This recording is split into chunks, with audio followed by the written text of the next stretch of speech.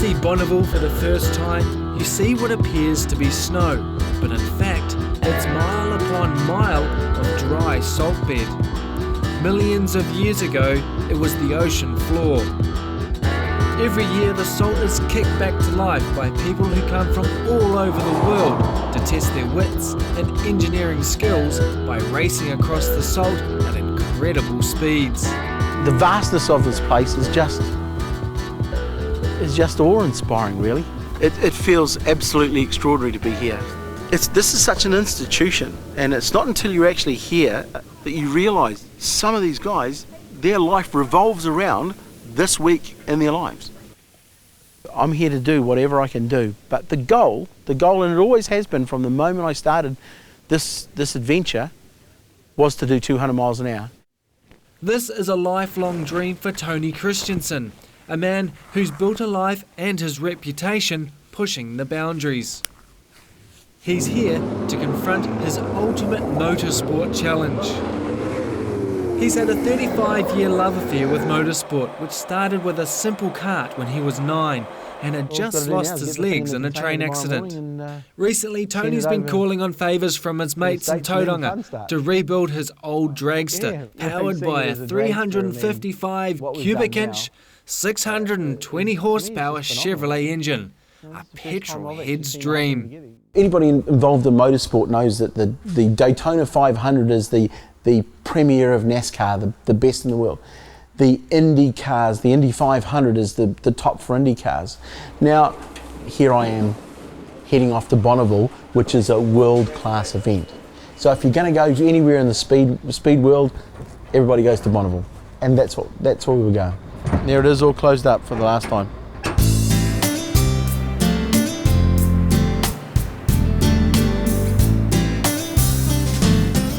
Later, Tony and his car join the early morning convoy, rolling onto the salt for the 60th annual Bonneville pilgrimage. Man, it's so hot here already, it's not even 9 o'clock in the morning. But there's work to be done. Safety is paramount. Tony's been told he has to strengthen the bracing on the car because of the speeds he'll be doing. It's already cost over $1,000 US. Luckily, his mate Pete, the mechanic, is with him. As far as motivation goes, I've always wanted to come to Bonneville, and I would not be here if it wasn't for Tony Christiansen. He's just a rocket. There's also plenty of willing enthusiasts around to help. It takes the whole day just to prep the car. Most important is the parachute needed to slow down. Right. My biggest challenge here is that we've had it briefly teched to where we are today. We now go into line in about 10 minutes' time, and we have a new set of technical inspectors, and they will go over the car completely, and they may find a different set of issues. It's a very long queue. Doesn't look out of place, does it? Now what we do is hurry up and wait. You hurry up to get here and then you just wait. If they don't pass the car, Tony won't run, so it's a tense wait. But at least there's plenty to look at. They say they're going to close off at 7, at 6:30 at the moment, so we've got another 3 cars in front of us. Here we go, Ian. Go!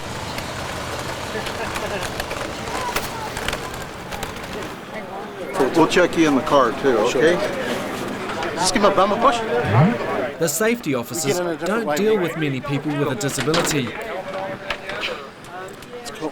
Their main concern is how fast a driver can get out of the car if it crashes. How far down can you reach? How far down can I reach? Yeah, can you get down into the drive shaft or any of that, John? No. Okay.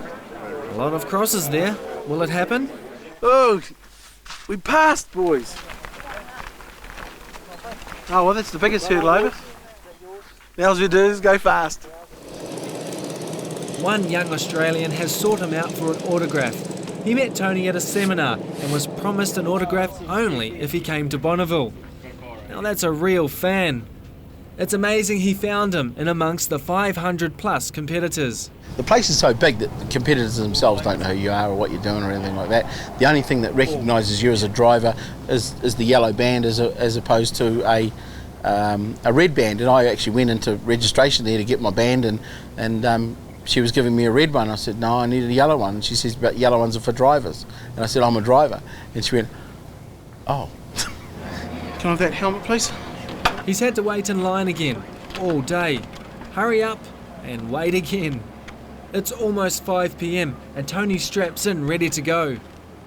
He's at the head of the queue, but officials closed the course for the day.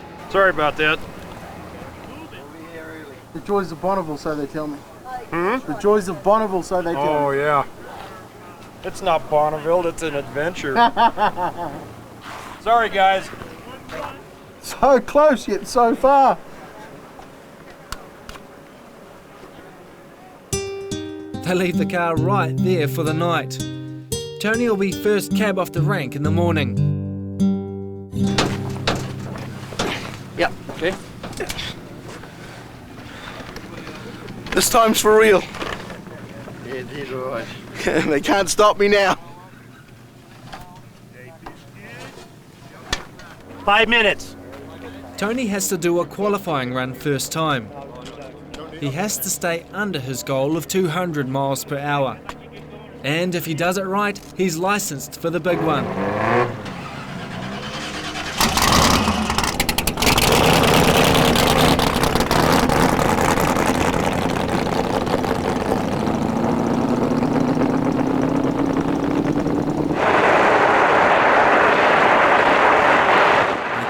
Imagine what he's thinking right now. Changing gear with hand controls at this speed? That's one heck of a bumpy ride. Man, look at the salt showering him. From a distance, the course looks really smooth, but Tony's got to fight the steering wheel just to keep it going straight.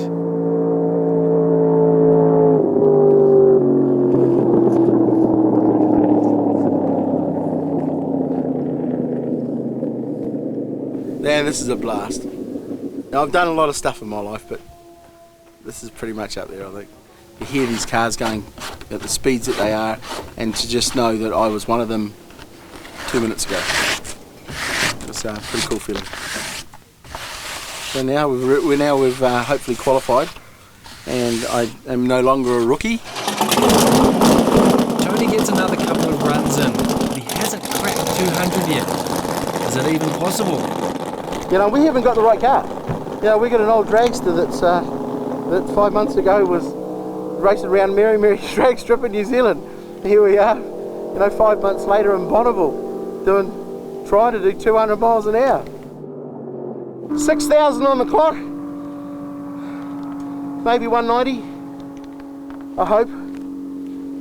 There was heaps better. Woohoo! I don't think I took a breath for 2 miles. Time to do a little maintenance and squeeze the last drop from the dragster. What we've done is, so we've now gone up with probably 4 gear sets, which will allow the engine to rev more. You turn those revs into wheel speed through these gears, and hopefully we're going to increase the mile an hour at the end of the day.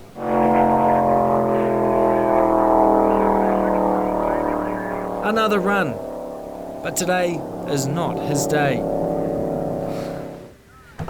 Went a little bit faster. We had probably another 200 or 300 revs on it, but like I backed out of it a couple of times. We don't back out of it, but you just feather it, just try and hold it steady. He's got 1 day left to reach his goal. We're now on the long course, and this is going to be our last run. Now we're just going to go as fast as we can.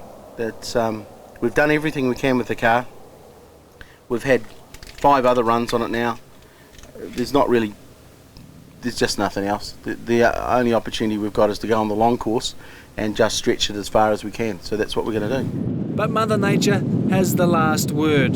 The wind shuts the course down. It's over for another year. 182 mile an hour is not bad. It's the fastest I've ever been in a vehicle. We will be back. we will work on the project of getting a car here for next year. The thing is, when I set my mind to something, it actually it always happens. And I think that if it won't be 2009, it'll be 2010, but I will be back.